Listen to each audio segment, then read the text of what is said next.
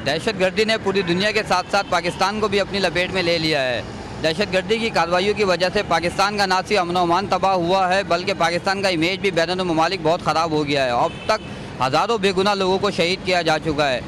आज का सवाल ये है कि दहशतगर्दी पे किस तरह काबू पाया जा सकता है। आइए पूछते हैं आवाम से उनकी क्या राय है।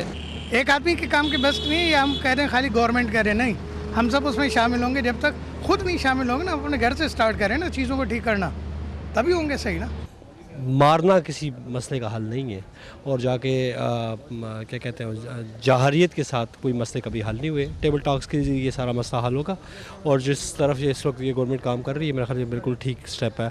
ये बहुत पहले लिया जाना चाहिए था। ये 6-7 साल जो हमने ये सारा कुछ बोया, उसे हम काट रहे हैं अभी। चाहे कैसे भी काबू पाया जाए, ये मुल्क की सालमियत के लिए बहुत ख़तरा है। इसके माइक्रो और मैक्रो दो किस्म के एस्पेक्ट्स हो सकते हैं। मतलब एक तो मैक्रो लेवल पे जो एक्सटर्नल पॉलिसीज़ हैं हम लोग सही ना रिसेंट, उसको रिव्यू किया जाए कि वो किस तरफ जा रही हैं। प्लस ये इंटरनली हम बहुत से ऐसे इश्यूज़ हैं जिनको इग्नोर किया जा रहा है, सही है ना।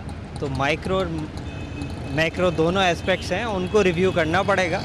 जो पॉलिसीज़ हमारी गलत रही हैं पास्ट में, उनको सही कर लें तो मेरा ख्याल है बड़ी आसानी से काबू पाया जा सकता है। दहशतगर्दी जो है एक बहुत ही संगीन मसला है, और जितने भी क्रिटिकल मसले होते हैं उनको हमेशा फोर्सेस से नहीं दबाया जा सकता, बल्कि ये दोनों पार्टीज़ को मिलजुल के बैठ के इसके ऊपर सोचना चाहिए कि क्या हो सकता है। हुकूमत को चाहिए जो पुलिस डिपार्टमेंट सही करे। लोगों को कोऑपरेट करना चाहिए पुलिस के साथ, और इस तरह के अगर कोई भी सस्पेक्ट नज़र आए उनको, जैसे लेट सपोज कहीं कोई चीज़ भी रखी हुई है, उसको फ़ौरन पुलिस को इंडिकेट करें ताकि वो फ़ौरन कांटेक्ट करे और इस पर काबू पाया जाए। इस तरह से इस पर काबू पाया जा सकता है। अगर हमारे कानून नाफिज करने वाले इदारे रियली अगर एक्टिव हो जाएं, तो जाहिर है कि क्या चीज़ ऐसी है जो कि मतलब जिस पर काबू नहीं पाया जा सकता।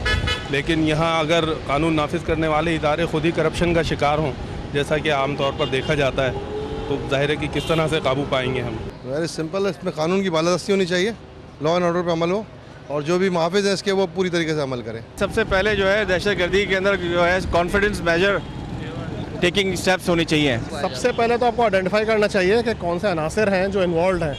जब तक हम प्रॉब्लम को आइडेंटिफाई नहीं करेंगे, उसका हम सॉल्यूशन नहीं ढूंढ सकते हैं। तो आई थिंक इतनी हम लोग पीछे नहीं है हमारी कौम के, हम लोग ये आइडेंटिफाई ना कर सकें कौन से अनासर हैं जो मुलव्वस हैं इन चीज़ों में। तो सबसे पहले उसको आइडेंटिफाई किया जाए, और फिर डेफिनेटली उसके लिए कोई ना कोई प्रॉब्लम तो निकाला जा सकता है। क्योंकि इस वक्त जो हमारी कौम जिस हालत में है, जिस कंडीशन में है, एक छाप लग चुकी है हमारे पास दहशतगर्दी की, तो उसको डेफिनेटली हम सब ने मिल के आगे आना है और उस चीज़ को मिटाना है। तो I think we really need to do that. दहशतगर्दी पे काबू पाने के लिए अपने आप को पहले सही करना पड़ेगा, उसके बाद ही काबू कर सकते हैं आप दहशतगर्दी। सबसे पहले बेरोज़गारी को ख़त्म किया जाए। बेरोज़गारी ख़त्म होगी, स्कूलों की तामीर की जाए, स्कूलों को सस्ता किया जाए, फ़ीसें कम की जाएँ ताकि जहालत कम हो। जहालत कम होगी, तालीम आम होगी, तो दहशतगर्दी पे काबू पाया जाएगा। जितने भी अनासर हमारे मुल्क में हैं जो कि हमारे एंटी पाकिस्तान अनासर हैं, उन सबको हमें ख़त्म करना पड़ेगा। और जब तक वो ख़त्म नहीं होंगे या उनको सुधारा नहीं जाएगा, उस वक्त तक कोई चांस नहीं है कि ये दहशतगर्दी ख़त्म हो जाए इस मुल्क में। दहशतगर्दी पाकिस्तान में लाई पैदा की गई है। बड़ा मुश्किल सवाल है यार, ये तो ये हमारे हुक्मरान भी नहीं दे सकते, ये हम लोग क्या देंगे। आवाम की राय आपने सुनी। अब देखना ये है कि हुकूमत आवाम की दी गई तजावीज़ को किस तरह बुरे कार लाकर दहशतगर्दी की कार्रवाइयों को रोकने के लिए कितनी जल्दी और ठोस इक़दामात करती है। कैमरामैन कामिल यूसुफ के साथ उज़ैर अहमद, इंडस न्यूज़, कराची।